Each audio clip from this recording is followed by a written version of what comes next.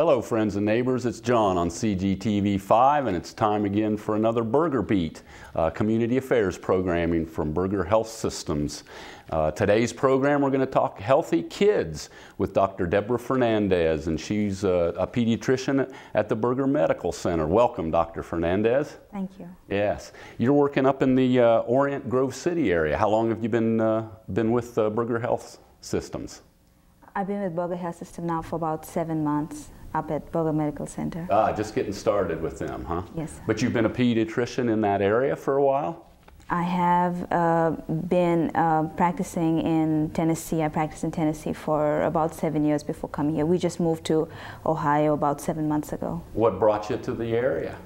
Our family relocated. My husband works in Columbus. He had a job in Columbus. Well, I'm sure we're certainly glad to have you as a part of the Berger Health Systems team.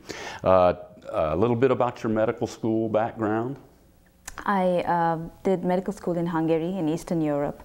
I'm originally from India, and I did my residency training in New York, worked in Tennessee for a few years before coming up here to Ohio. Good. Let's get right into the healthy kids bit. Outside of an annual exam for your child, how often and what do we need to be taking our kids to the doctor for? I mean, kids at school pick up every little bug and flu and bacteria and whatnot. When do we need to take our kids to the doctor? We see newborns at their 1 week visit. We see them for a 1 week visit. We see them at 2 months, at 4 months, at 6 months, at 9 months, at 12 months, 15 months, 18 months. We see them for a 2-year physical, a 2.5 year, and then yearly after that.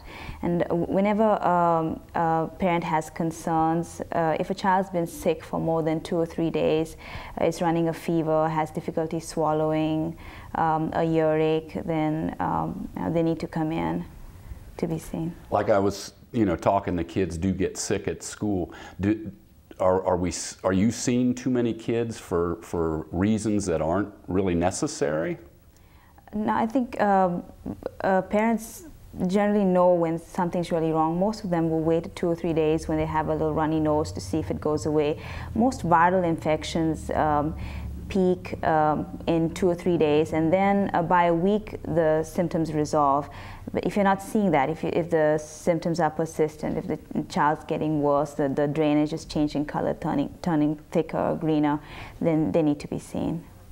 You were talking about seeing them on a regular basis, especially infants. Vaccines is a big part of in today's medicine. Tell us about vaccines for your young newborns. Yes, we have a set of vaccines that's recommended by the American Academy of Pediatrics that we start giving. The first one's actually given in the nursery when the baby's born, and that's for hepatitis B, the first set of that series of vaccines for hepatitis B. And then usually at 2 months is when we start giving them their first set of shots after that in the office.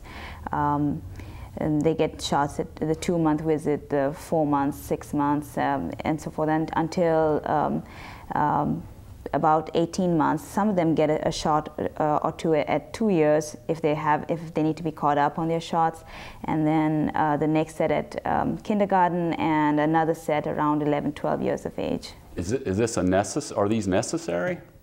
Yes, vaccines help prevent disease. They the incidence of Hib meningitis, Haemophilus influenza meningitis, before we started giving the vaccine, there were about 20,000 cases per year in the U.S. and 1,000 deaths per year in the U.S. alone from Haemophilus influenza type B meningitis. Now, the vaccines prevent a lot of diseases that would otherwise cause really severe illness, even the chicken pox, measles. There's some children have seizures, hearing loss and stuff from getting measles, but now we have a vaccine to prevent things like that from happening. Okay, so my parents just took a wild shot, because I had measles, I had chicken pox, we had all those as youngsters. That was a part of growing up, of childhood. But now there are vaccines that prevent that. Yes, because there are some children have severe consequences from getting those illnesses. So now there are vaccines to prevent these illnesses. Mm-hmm. And mothers that breastfeed their babies, I've heard that you may be able to bypass that. Do they get the antibodies or whatever from the mother's milk?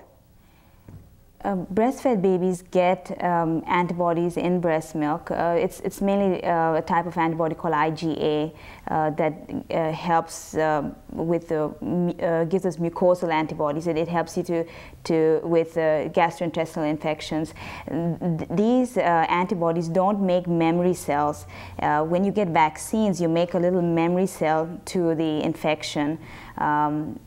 If you're breastfed, you get antibodies to fight the infection right then, but it doesn't leave you with a little memory cell to fight the infection off when you're exposed to that same bacteria 5 years from there, or 6 years from there, and so forth. Yeah. Meningitis seems to be more prevalent than ever in our school systems now. Why has that sort of made a comeback, or do we just hear about it more often?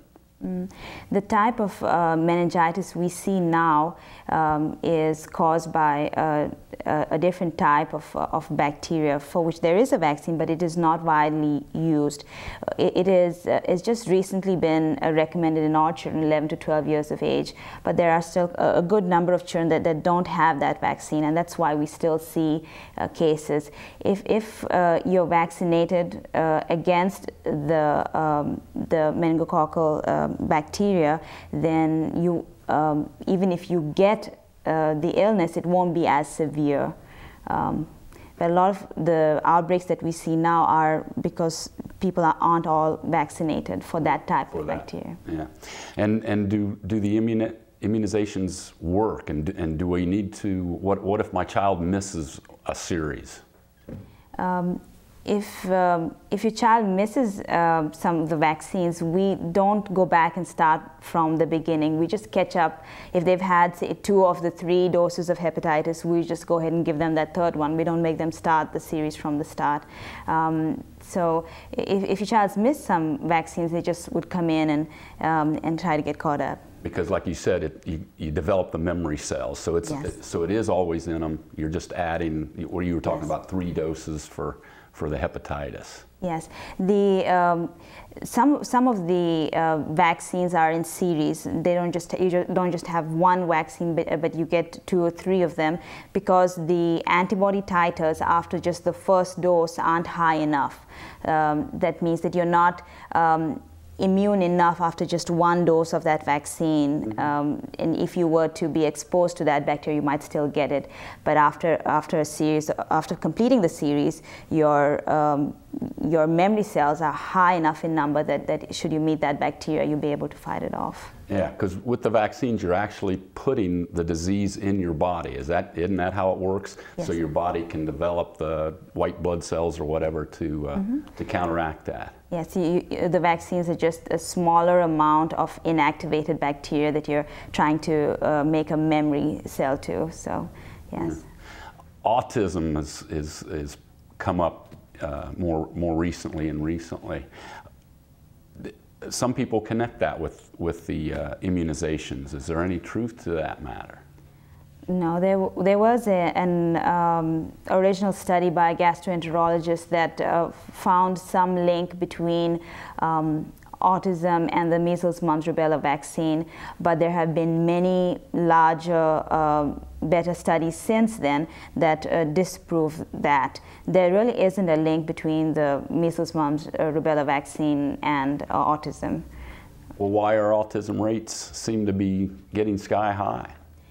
I think we are more aware now of the symptoms and the classification of symptoms that go with autism spectrum disorders. So, and I think that's why we see an increased diagnosis of the disease. And we really don't know what causes autism yet, but we know it is in the measles, mumps, rubella vaccine. What are early signs for autism for the parents out there with young children?